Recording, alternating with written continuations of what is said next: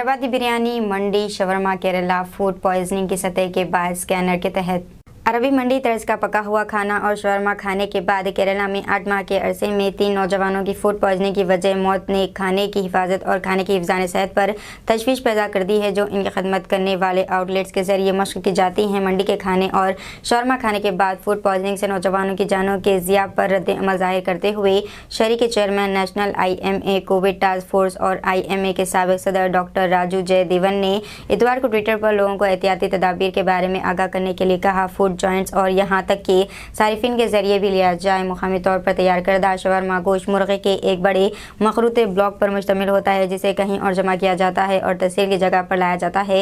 ये 2 ता 3 फुट लंबा 1 फुट चौड़ा हो सकता है। इसके पीछे गर्मी के जरिए से आहिस्ता पकाया जाता है, जिसका मतलब है कि इसके अंदर जुज़वी तौर पर पका हुआ गोश्त मौजूद है।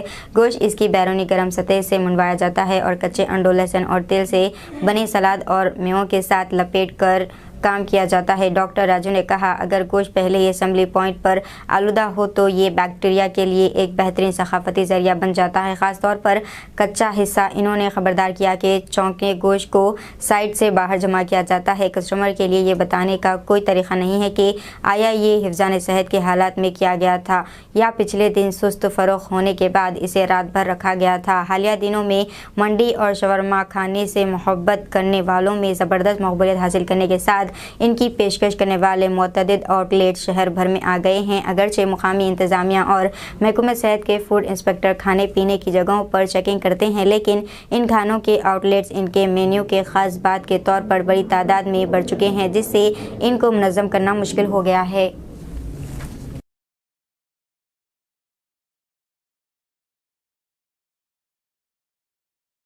अस्सलाम वालेकुम, हेलो, हाय, आदाब एवरीवन। दोस्तों, मैं आपका दोस्त शहबाज खान, आप देख रहे हैं TNT न्यूज और देखते रहिए।